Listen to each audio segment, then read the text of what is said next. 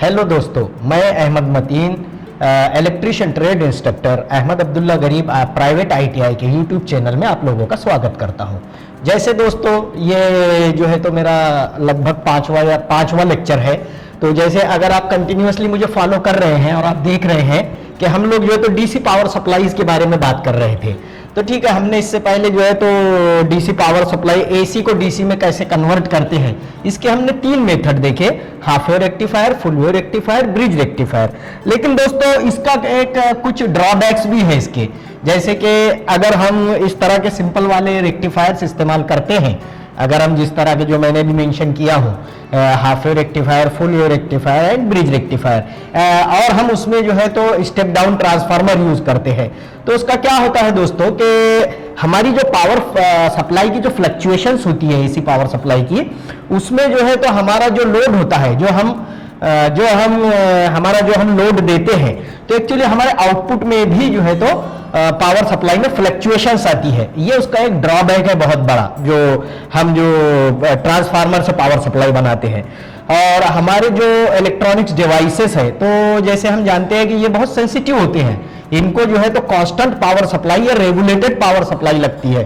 तो इसका हल ये निकाला गया, इसके बाद हमारे पास जो इन्वेंशन हुई तो वो हुई एसएमपीएस पावर सप्लाई की। इसे हम कहते हैं स्विच मोड पावर सप्लाई।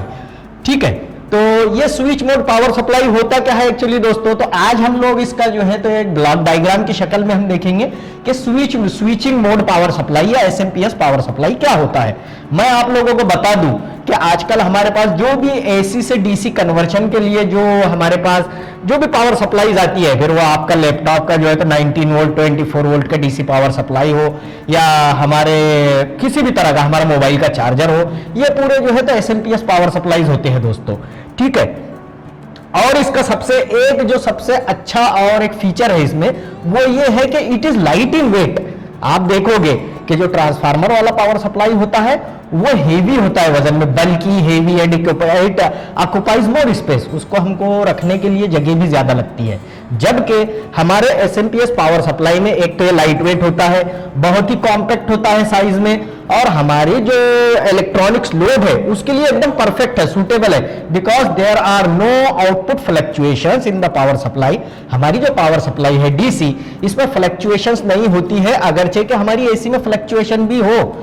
ठीक है, तो अगर हमारी एसी सप्लाई फ्लक्चुएट भी होती है, फ्लक्चुएशंस मींस व्हाट कि दोस्तों जैसे अभी हमारा जो रिक्वायर्ड वोल्टेज है, तो समझो हमारे में 240 है, हमारा 240 है, लेकिन समझो हमारी उसी लाइन में कोई एक वेल्डिंग मशीन इस्तेमाल कर रहा है, तो हम देखते हैं कि हमारी पावर सप्लाई में कुछ फ्लक्चुएशंस होती है, हमारी लाइट थोड़ी देर के लिए डिम हो जाती है, फिर जो है तो बराबर हो जाती है। तो ये किस लिए होता है दोस्तों, ये जो हमारा आउटपुट सप्लाई है ये एक्चुअली कम हो जाता है, यानी कि ये जैसे उस पर लोड आता है तो हमारा उसे हम कहते हैं कि पावर फैक्टर हमारा जो है तो बढ़ जाता है, मोर देन यूनिटी।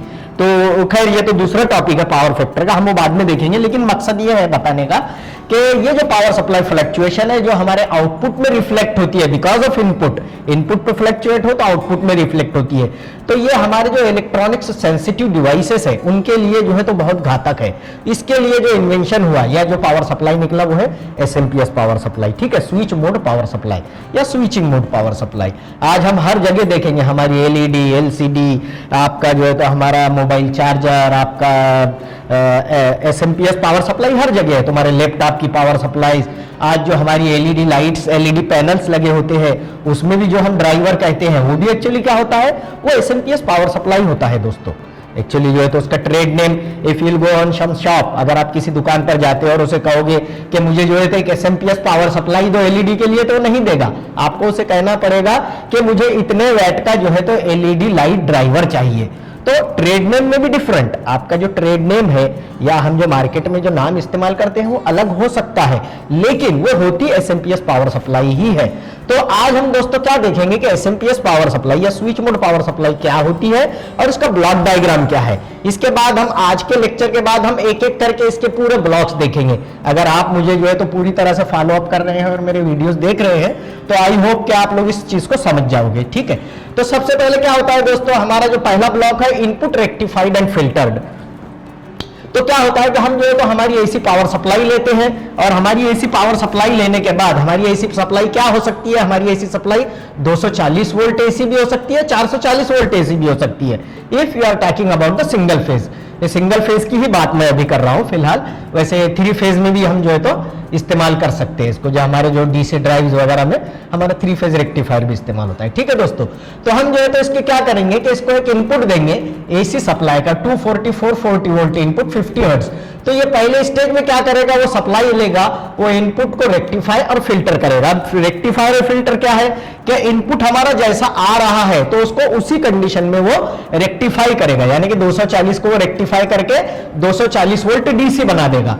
तो वो उसका जो तो पीक जो होता है हमारा VRMS वैल्यू जो होती है, तो it is more than this one after filtration, यानी कि हमारे 240 से वो थोड़ा सा ज्यादा रहेगा, 300 डीसी रहेगा या तो थोड़ा सा 310 वोल्ट डीसी रहेगा, ऐसा हमको यहाँ पे जो है तो इनपुट रेक्टिफाइड और फिल्टर ब्लॉक में हमको मिल जाएगा। ठीक है, फिर हम वो जो है तो 300 वोल्ट लेंगे और उसको हम आगे के ब्लॉक में देंगे हाई फ्रीक्वेंसी कन्वर्टर। अब दोस्तों ये हाई फ्रीक्वेंसी कन्वर्टर क्या है कि हमने जो है तो क्या किया कि जैसे हमारे पास एक टाकी है दोस्तों, ऊपर पानी की टाकी होती है, तो हम क्या करते हैं उसमें एक नलका लगा देते हैं, टोटी लगा देते हैं, या उसे टैप भी कहते हैं। हम क्या करते हैं उस टोटी को हमारे हिसाब से खोल के हमको जितना पानी चाहिए उतना लेते हैं। अगर हम उसको पूरा खोल देंगे तो पूरा पानी गिर जाएगा।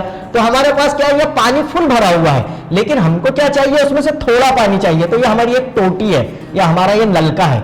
यह हाई फ्रीक्वेंसी कन्वर्टर क्या है, यहाँ पर जो है तो क्या करता है कि ये उसको हाई फ्रीक्वेंसी में कन्वर्ट करके उतना ही पावर आगे छोड़ता है जितना हमको चाहिए। जैसा मुझे यहाँ पे समझो 24 डीसी की जरूरत है, तो ये बराबर उतना ही यहाँ से छोड़ेगा। मेरे को यहाँ पे 5 वोल्ट, जैसे मेरे पास मोबाइल चार्जर है, मेरे को यहाँ 5 वोल्ट डीसी की जरूरत है, तो ये उतना ही छोड़ेगा। ठीक है, और इसको ये हाई फ्रीक्वेंसी में कन्वर्ट करता है। अब हाई फ्रीक्वेंसी कन्वर्जन कैसा होता है, ये कंट्रोल सर्किट है, ये ऑसिलेटर सर्किट होता है एक्चुअली, कंट्रोल सर्किट।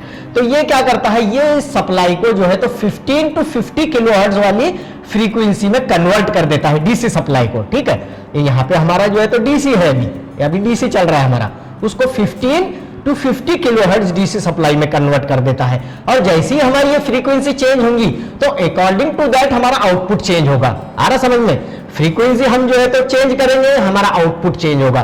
तो ये क्या है, ये फ्रीक्वेंसी चेंजर है ये हमारा। ये जो है तो क्या करेगा कि ये हाई फ्रीक्वेंसी कन्वर्टर जो है तो इसको स्विचिंग करेगा। अगर स्विचिंग टाइम आपका जो है तो शॉर्ट रहेगा, यानी ये जल्दी जल्दी जो है तो चालू बंद होगा, या इसको जो है तो स्विचिंग जल्दी करेगा, तो हमारा क्या होगा कि यहाँ पे हमारा डीसी आउटपुट जो है तो लो हो जाएगा। अगर ये इसका हाई हो जाएगा।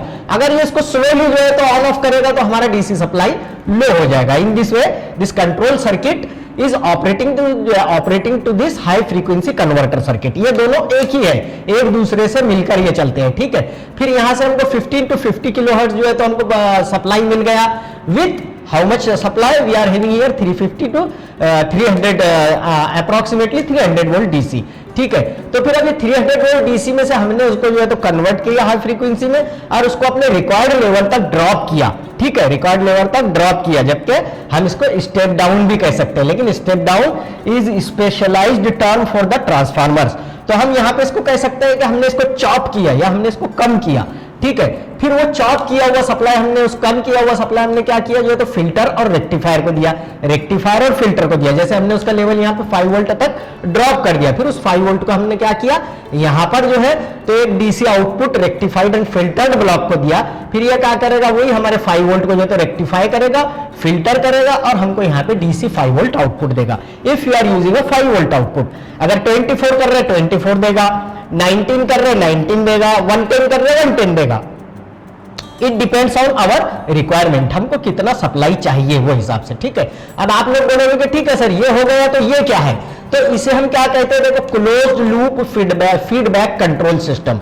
फीडबैक कंट्रोल सिस्टम क्या है कि जैसे हमको ये 5 वोल्ट चाहिए, हमारा जो आउटपुट है, हमारा जो लोड है, it is very sensitive to the fluctuations, है ना। जैसे मैंने बताया हमारे जितने भी इलेक्ट्रॉनिक्स लोड होते हैं, हमारा डिजिटल इलेक्ट्रॉनिक्स होने दो या हमारा जो है तो एनालॉग इलेक्ट्रॉनिक्स होने दो, जितने भी है, ये जो है तो पावर फ्लक्चुएशन के लिए बहुत सेंसिटिव होते हैं और इन पर बहुत बुरा असर पड़ता है पावर फ्लक्चुएशंस का। तो चलो ठीक है, हमने यहां पर तो कर लिया है, लेकिन फिर भी इस सर्किट में कोई खराबी आ जाए या कुछ ऐसा प्रॉब्लम हो जाए कि जो है तो इसमें फ्लक्चुएशंस रिफ्लेक्ट होने लगे, तो उसके लिए क्या है कि जैसे हमने ये 5 वोल्ट चाहिए, अभी सपोज हमारे में 4.5 वोल्ट आ जा रहा है किसी वजह से, तो ये सर्किट क्या करेगा, उसको सेंस करेगा यहाँ पे कि भाई हमको चाहिए यहाँ पे 5 जबकि हमको 4.5 ही मिल रहा है, तो वो क्या करेगा, इस सर्किट को बोलेगा, फिर ये सर्किट को स्विचिंग एडजस्ट करके फिर उसको वापस 5 वोल्ट पे कन्वर्ट करके हमको 5 वोल्ट यहां पर देगा।